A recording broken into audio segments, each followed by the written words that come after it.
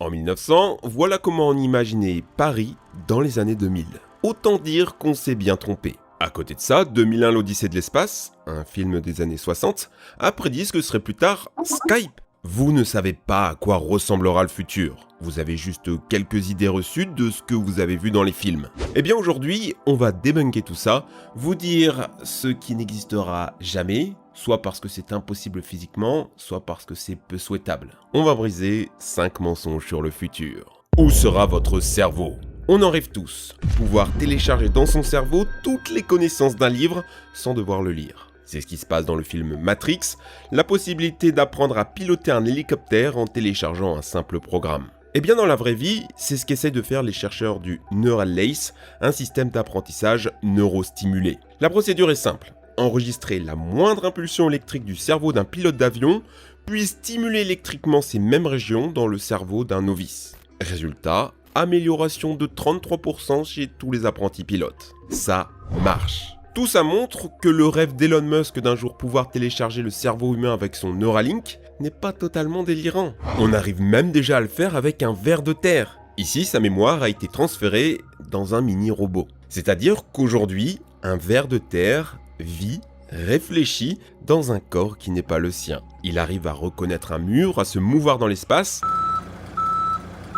Mais il n'a pas l'air très à l'aise, ça se voit. Évidemment, le cerveau humain sera beaucoup plus complexe. On estime qu'il contient 20 millions de gigas de données. Mais ton cerveau, c'est pas du binaire. Tes connaissances, ta personnalité, c'est en fait l'organisation de tes neurones et les stimuli électriques qui les traversent. On appelle ça le connectome. Le recréer à l'exact permettrait théoriquement de faire une parfaite copie de toi. Et ça, c'est informatisable. On sait parfaitement scanner les réseaux synaptiques dans ton crâne, même si pour ça, faut le faire avec des lamelles de cerveau, donc que tu sois mort. Pour le faire sur des vivants, on a quand même trouvé une solution. On va observer avec un scanner les signaux électriques dans ton cerveau, voir quel chemin ils prennent, et donc pouvoir refaire la cartographie de tes neurones. Le souci, c'est qu'il faudrait le faire pour chaque action et chaque pensée que tu as dans ta vie. Tu devrais y penser pour que la machine l'enregistre. Ton premier baiser, le sourire de ta maman à ton 7e anniversaire, la vidéo de trash que tu as vue en 2016... tu vas forcément oublier de penser à quelque chose. C'est justement le pitch du film Transcendance. Imaginons quand même que dans le futur, Elon Musk arrive à parfaitement recopier ton cerveau. Un flash blanc, et là tu te réveilles dans un ordinateur. Ton toi physique, ton vrai toi, il est là, dehors, et il va continuer sa vie, sans savoir que toi, là, tu es piégé dans un ordinateur. Et puis boum, tu te réveilles dans le futur.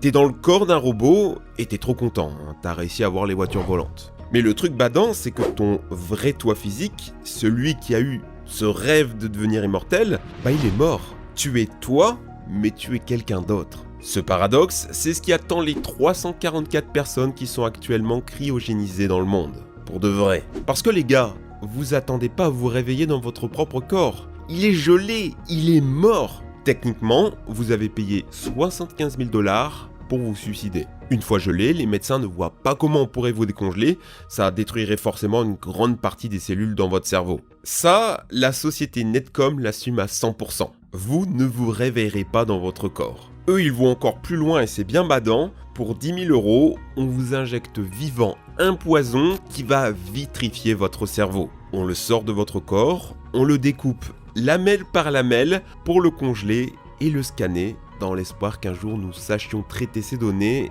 et vous ressusciter virtuellement. Vous acceptez de mourir aujourd'hui dans l'espoir d'un jour vous réveiller dans le corps d'un robot. Et ça, sans le savoir, vous serez sûrement très différent de votre original. 25 personnes sont pour l'instant volontaires. En Californie, c'est légal, pas en France, puisqu'au fond, avouons-le, il y a quand même 99% de chances que ça soit juste un meurtre. Les véhicules seront-ils volants ? C'en est devenu le symbole du futur. L'overboard de Marty McFly est l'objet que tous les chercheurs rêvent d'inventer. En 2014, il y avait eu ce canular qui a beaucoup tourné, mais un an après, stupeur. Ça se passe pour de vrai. Ce que vous voyez n'est pas un trucage, il s'agit du Lexus Overboard. Le principe est simple, on utilise un verrou quantique avec des aimants supraconducteurs refroidis à l'azote liquide, c'est ce que vous avez sûrement déjà vu plein de fois sur YouTube. De facto, ça ne marche pas sur toutes les structures. Ici, le skatepark est en fait un aimant géant. Pareil pour l'Endo Overboard, c'est juste un gros aimant sur une surface en cuivre. Tony Hawk lui-même a testé, et ça a failli mal tourner.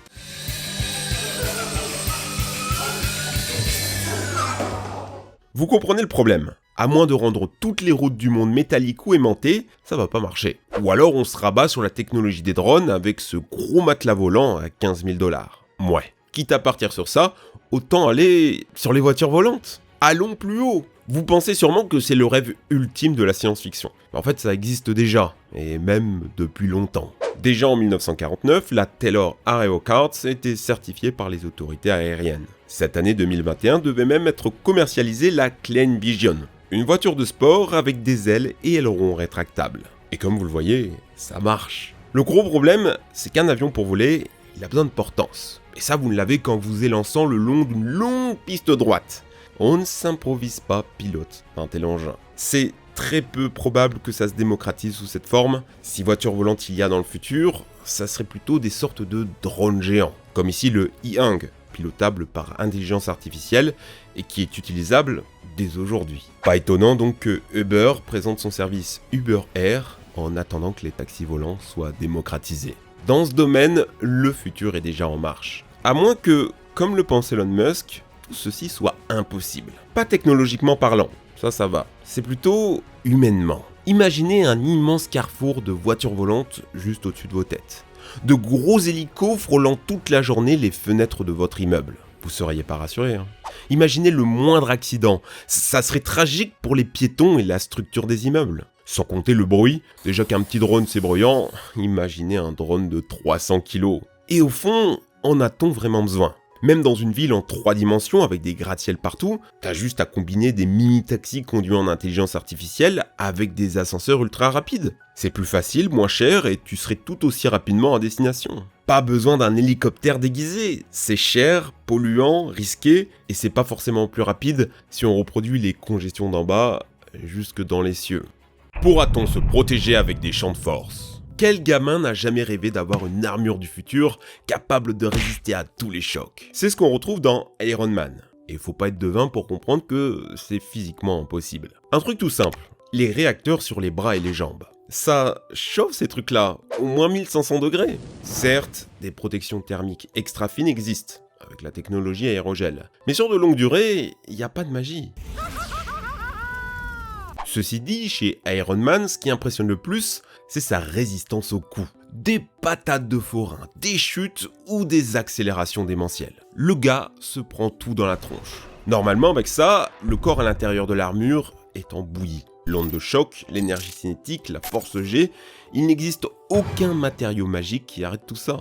Même les plus performants gilets pare-balles, si tu te fais pas transpercer, tu peux quand même mourir. Une onde de choc peut liquéfier tes organes de l'intérieur. L'idée serait alors de faire comme dans les films, arrêter les balles avec des champs électromagnétiques. Une balle étant en métal, ça doit bien pouvoir dévier la trajectoire. Bah ouais, c'est possible, mais il faudrait un aimant de 600 Tesla et le record du monde est à 45.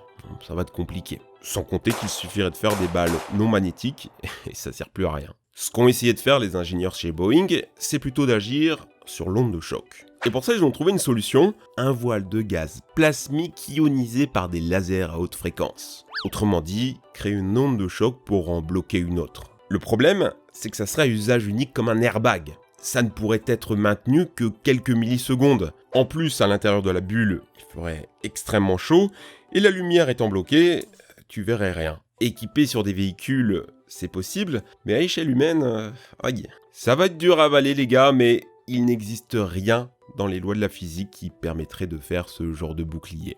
La téléportation et le voyage dans le temps seront-ils possibles ? La réponse est oui. Récemment, des scientifiques chinois ont réussi à faire la téléportation quantique d'un photon à 480 km dans l'espace. Le phénomène est naturel et se produit constamment à l'échelle subatomique. La nouveauté ici, c'est de réussir à le maîtriser. Ça serait super utile, parce que vos données internet, c'est des photons aussi. En les téléportant, on pourrait tout transférer instantanément, même à l'autre bout du système solaire. Mais bon, vous, ce que vous voulez, c'est aller encore plus loin, téléporter des humains. Le problème, vous en doutez, c'est que si quelques-uns de vos atomes sont décalés ne serait-ce que d'1 millimètre, vous finissez en bouillie. Donc il faudrait connaître la position exacte du moindre atome dans la totalité de ton corps, Il y en a 7 milliards de milliards de milliards, soit beaucoup plus que le nombre de grains de sable sur Terre. Pour stocker tout ça dans un disque dur, certains se sont amusés à calculer, c'est un chiffre beaucoup trop gros pour le dire. Et puis pendant qu'on y est, en termes d'énergie, ça serait le plus gros téléchargement de l'histoire. 10 trillions de gigawattheures, l'équivalent de la production énergétique du Royaume-Uni pendant plus d'1 million d'années. En fait, la seule possibilité pour se téléporter, ça serait de pouvoir distordre l'espace et le temps. Des endroits dans l'univers qui permettraient de rejoindre directement une position, même à l'autre bout de l'univers. Et ça laisse rêveur, puisqu'une telle découverte ouvrirait aussi la possibilité de se déplacer dans la 4e dimension, le temps.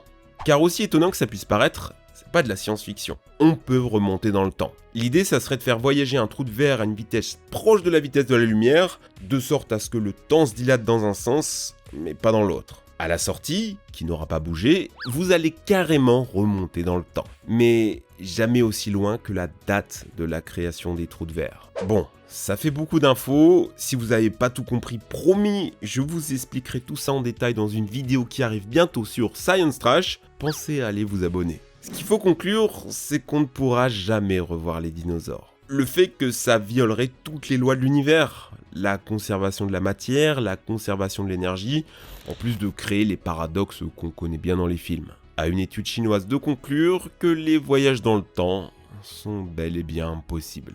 Le futur des films est-il vraiment si improbable ? Hollywood a une énorme influence sur nos imaginaires. Il suffit de voir l'engouement mondial à l'idée de créer un overboard, alors que ça sert juste à rien. À côté de ça, l'inventeur du premier vrai téléphone portable a avoué s'être inspiré des communicateurs de Star Trek.